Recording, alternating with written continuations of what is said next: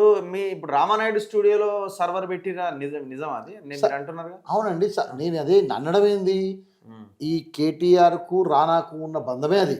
Okay. So, అట్లా friendship ఉంది. రాత్రిళ్ళప్పుడు friendship ఉంది. హ్మ్. మిగతా అంత ఉంది. కానీ అక్కడ సర్వర్ పెట్టడం వల్ల ఆ చుట్టుపక్కల 3, 4 కిలోమీటర్ల వరకు దాన్ని కవర్ చేయొచ్చు వార్ రూము. సో, అది కవర్ చేస్తే అంత ఈజీగా అంటే ఇప్పుడు హైట్ పైన ఉంటే సిగ్నల్స్ బాగొస్తాయి కదండీ. ఓకే. సో, అట్లా అక్కడ వార్ రూమ్ అరేంజ్ చేశారని చెప్పి ఒక ఆఫీసర్ నాకు చెప్పాడు. ఓకే.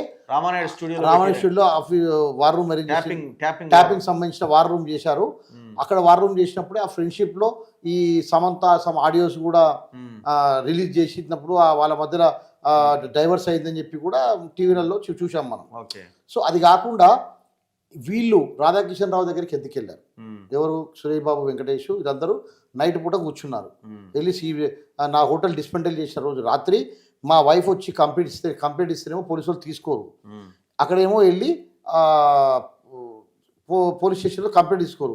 వీళ్ళేమో రాత్రిపూట అక్కడ కూర్చొని బ్లాక్ కలర్ బెంచ్లో వెళ్ళి రాధాకిషన్ రావు రూమ్లో కూర్చొని అందరు అక్కడ నా హోటల్లో నా పార్ట్నర్స్ ఉంటారు కదా, వాళ్ళందరినీ బండలు ఎక్కించుకొచ్చి కేసు పెడితే బయటకు వెళ్తాం లేకుంటుంది అని చెప్పి ఎంటీ కాగితాల మీద సంతకాలు తీసుకొని వాళ్ళని రాత్రి 3 గంటలకు పంపించిండు. ఆడ సురేష్ బాబు అనే వ్యక్తి అక్కడే ఉండి మొత్తం ఇదంతా చేయించిండు.